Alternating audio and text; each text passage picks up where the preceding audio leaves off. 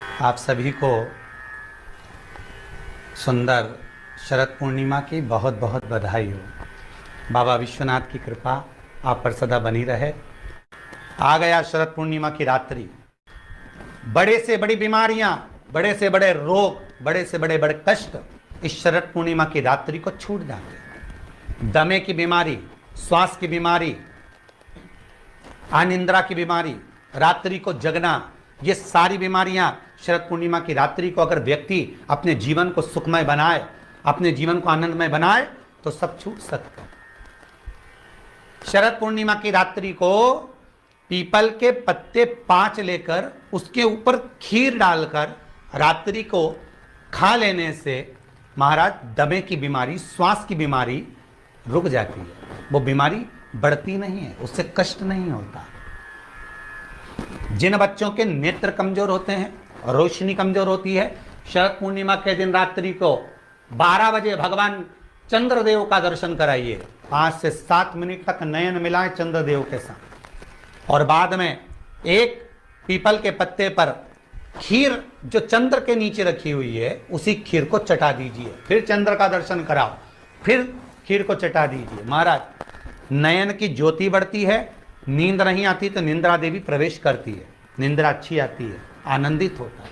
महाराज जिस व्यक्ति के शरीर में गांठ पड़ जाती हो, शरीर काला पड़ जाता हो, चट्टे पड़ जाते हो या दांत खाज खुजली हो जाता हो, उसके लिए भी शरद पूर्णिमा की रात्रि को 12 बजे महाराज भगवान चंद्रदेव के लिए 21 दिए जलाए जाते हैं।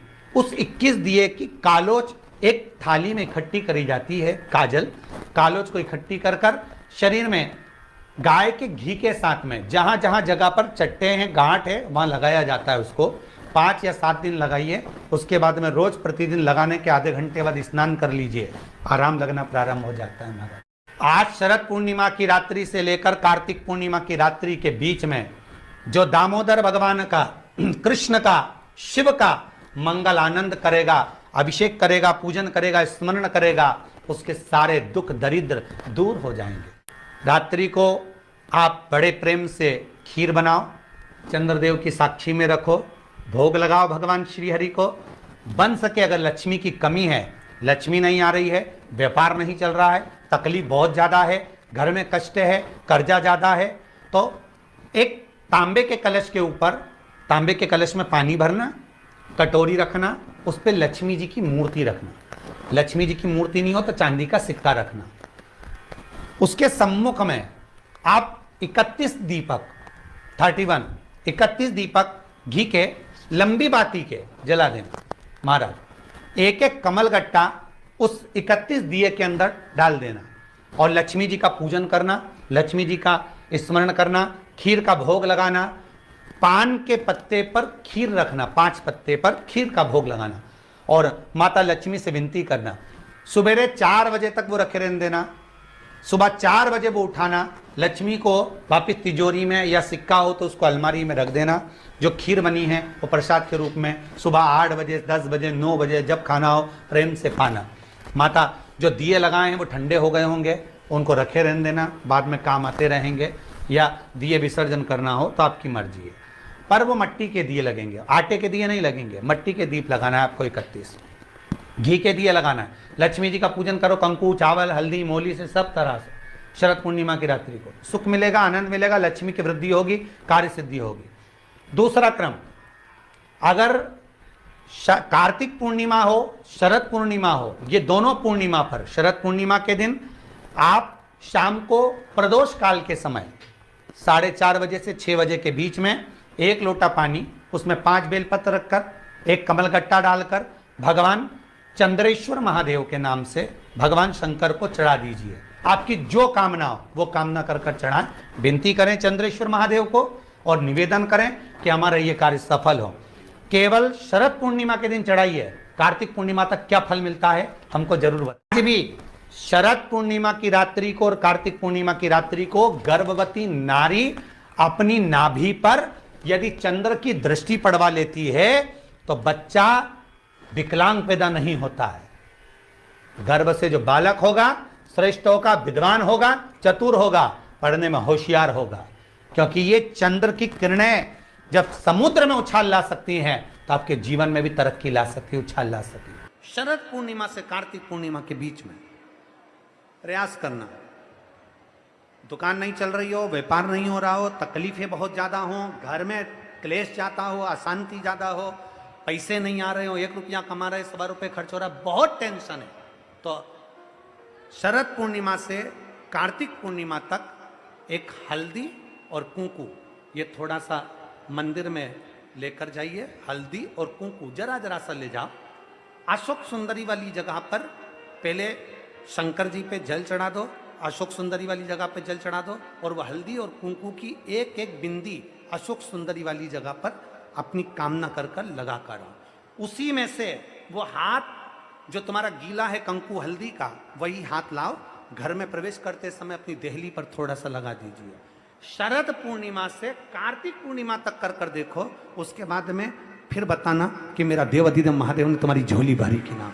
कहानी दिखे कहीं किसी को पास कहानी दिखे, रहते हैं, उसके लिए भी शरद पूर्णिमा के दिन तुलसी की जो डंडी होती है, बेलपत्र की जो ये डंडी है, ऐसे ही तुलसी का जो पत्ता होता है, उस पत्ते की जो डंडी होती है, उस डंडी को चंद्रमा को देखा जाता है, उस डंडी की जो कोर होती है उस कोर को दृष्टि से मिलाया जाता है। शरद पूर्णिमा की रात्रि ठीक 12 बजे आप चंद्रमा की, जैसे चंद्रमा का भाग, उस चंद्रमा के भाग को आप उस डंडी के भाग से निहारने का प्रयास करिए। महाराज घर में आइए, घी का दिया लगाइए, उस घी के दीप को लगाने के बाद पूर्णिमा के दिन उस पर एक प्लेट थोड़ी तिरछी कर रख दो, जिससे उसकी कालोच काई की, उस दीप की, घी के दीप की कालोच उस प्लेट पर आ जाए। थोड़ी सी कालोच ले लीजिए, 5-10 मिनट में आ जाएगी। उसको गाय के घी में मिलाकर आंखों में सुरमा लगाकर रात्रि को सो जाइए। 3 दिन बाद आप महसूस करेंगे कि नेत्र की ज्योति बढ़ना प्रारंभ हो रही है।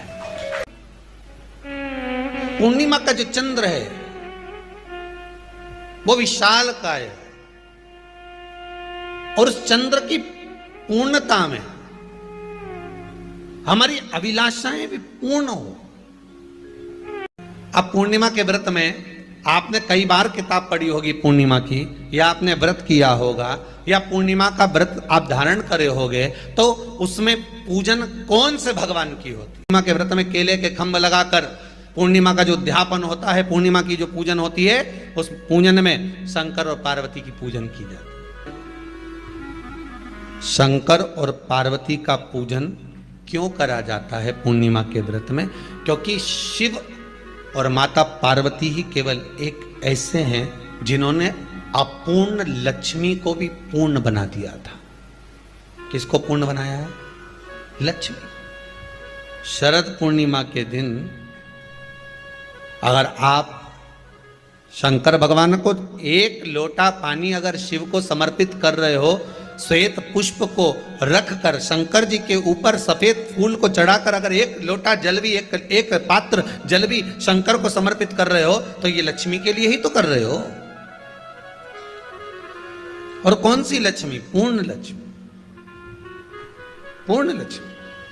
आपको पहले भी कथा में कहा, एक बार भगवान विष्णु के सामने लक्ष्मी मैया ने बहुत तेज स्वर में कह दिया था, नारायण, दुनिया के लोग आपका नाम जपते हैं, दुनिया के लोग नारायण नारायण कहते हैं, दुनिया के लोग आपका भजन करते हैं, पर सत्य मायने में कहूं ना तो मेरे बिना दुनिया के लोगों की नहीं चल सकती, मेरे बिना दुनिया नहीं चल सकती, संसार मेरे बिना नहीं चल सकता। भगवान विष्णु ने कहा, ये तो गलत है लक्ष्मी आपका कहना।